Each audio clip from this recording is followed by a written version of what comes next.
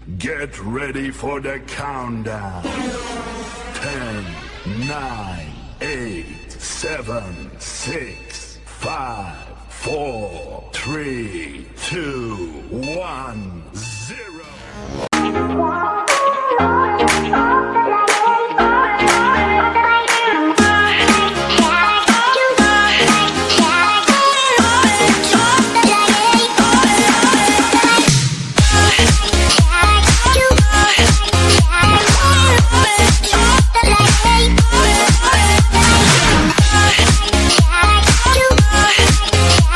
Baiklah, di sini saya akan menjelaskan tentang jenis-jenis sensor dan aktuator yang ada pada mesin Jazz GE8 bermesin RB72.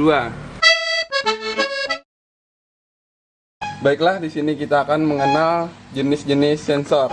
Yang pertama, sensor MAV, yang dimana fungsi MAV ini adalah mendeteksi aliran udara yang masuk ke intake manifold. Sedangkan untuk cara kerjanya ini adalah besar kecilnya udara yang masuk akan berpengaruh pada putaran potensiometer.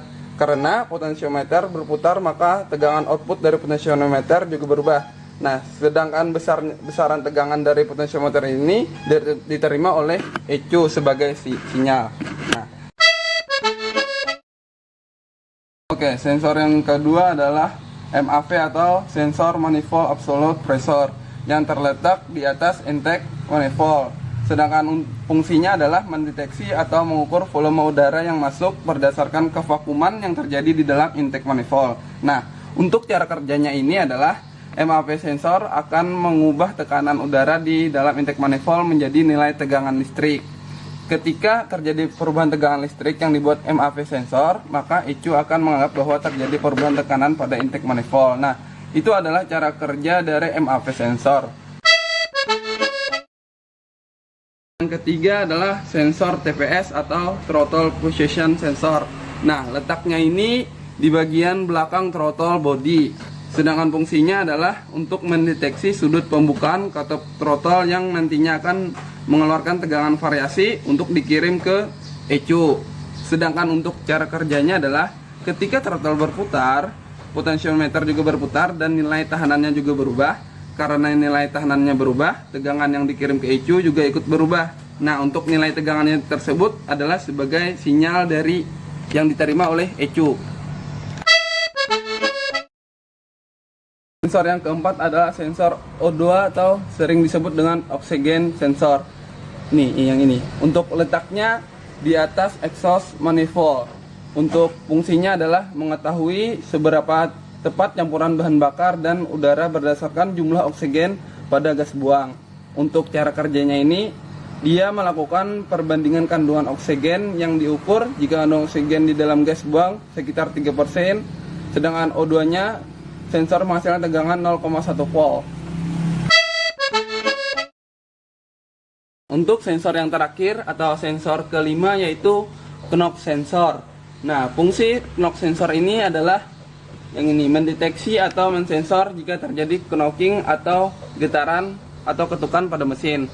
Sedangkan cara kerjanya, ketika mesin mengalami ketukan atau knocking, maka knock sensor akan mendeteksinya. Lalu knock sensor ini akan mengirim data ke ECU bahwa terjadinya knocking pada mesin.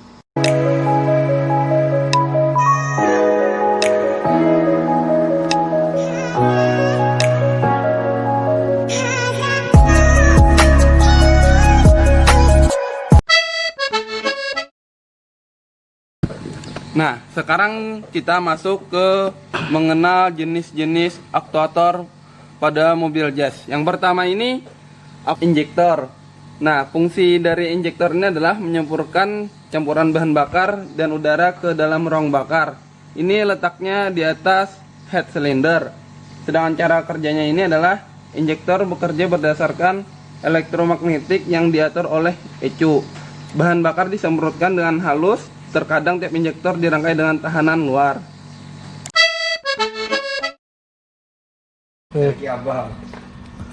Oke, aktuator yang kedua ini bernama idle speed control. Ini terletak di belakang throttle body, sedangkan fungsinya mengatur jumlah udara yang masuk ke intake manifold saat gas tidak diinjak. Nah, untuk cara kerjanya ini adalah berdasarkan kendali dan kontrol EQ berdasarkan input sinyal dari TPS sensor.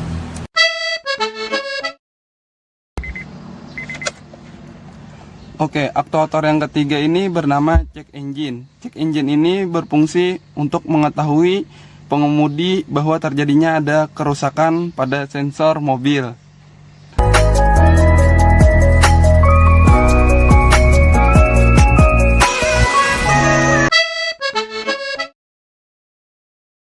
Baiklah, di sini saya akan melanjutkan penjelasan tentang gejala-gejala kerusakan yang diakibatkan oleh adanya kerusakan baik pada sensor maupun pada aktuator. Nah, yang pertama ini adalah gejala kerusakan yang ditimbulkan akibat adanya kerusakan pada sensor MAV atau Mass Airflow Sensor. Nah, gejala yang pertama ini adalah mesin mobil sering tersendat atau yang kedua adalah mesin bekerja dengan campuran yang terlalu kurus. Yang ketiga ini putaran mesin atau idle dapat berubah-ubah secara tiba-tiba. Nah, itulah gejala yang diakibatkan oleh adanya kerusakan pada sensor mass airflow. Yang kedua adalah gejala kerusakan yang diakibatkan oleh adanya kerusakan pada sensor MAP atau manifold absolute pressure. Yang pertama ini mesin menjadi masalah saat putaran idle yang terasa kasar. Yang kedua, saat kendaraan digas untuk akselerasi menjadi lambat. Nah, yang ketiga, emisi gas buang tentunya dikeluarkan lebih banyak. Nah, yang keempat, pemakaian bahan bakar terlalu boros. Untuk yang ketiga adalah gejala kerusakan yang diakibatkan oleh sensor TPS rusak atau throttle position rusak. Yang pertama, mesin menjadi susah dihidupkan. Yang kedua, mesin sering mati secara tiba-tiba tanpa diketahui. Yang ketiga adalah akselerasi mesin tidak rata di seluruh putaran gas. Yang keempat, mesin menjadi boros bahan bakar. Nah, itulah gejala kerusakan pada sensor TPS. Nah, yang keempat adalah gejala kerusakan yang diakibatkan oleh sensor O2 atau sensor oksigen rusak. Yang pertama ini tentunya bahan bakar menjadi boros. Yang kedua, mesin mobil terasa kasar saat berkendara. Nah, yang ketiga, risiko kerusakan mesin menjadi lebih besar apabila dibiarkan saja. Nah, itulah gejala kerusakan yang diakibatkan oleh sensor O2 rusak. Yang kelima adalah gejala kerusakan pada knock sensor. Yang pertama ini gejalanya yang ditimbulkan adalah bunyi mesin terdengar kasar. Yang kedua, terjadinya knocking pada mobil lebih tinggi. Nah, itulah gejala-gejala yang ditimbulkan apabila salah satu sensor pada mobil EV rusak. Adapun gejala kerusakan yang ditimbulkan oleh adanya kerusakan pada aktuator. Yang pertama ini adalah gejala kerusakan yang ditimbulkan oleh aktuator injektor. Yang pertama ini mesin sulit di starter. 2, mesin sering berebut. 3, mesin sering mati mendadak. Yang keempat ini gejalanya tentunya gas buang yang dikeluarkan pada knalpot lebih pekat. Nah, yang kelima adalah mesin mogok secara tiba-tiba, bahkan kalau dibiarkan tidak mampu dihidupkan lagi. Nah, itulah gejala kerusakan apabila aktuator injektor terjadi kerusakan. Nah, yang sedangkan kedua adalah gejala kerusakan pada aktuator ESC atau idle speed control. Yang pertama ini adalah mobil akan tersendat-sendat hingga mesin mati saat dikendarai. Nah, itulah tadi penjelasan tentang gejala-gejala yang ada kerusakan pada sistem aktuator maupun pada sistem sensor. Nah, untuk perbaikan pada sensor atau injektor ini, yang pertama itu lakukan langkah pembongkaran pada sensor. Lalu sensor ini atau injektornya dibersihkan. Nah, namun ketika sudah dipasang lalu masih terjadi kerusakan, maka sensor atau injektor ini wajib diganti dengan baru.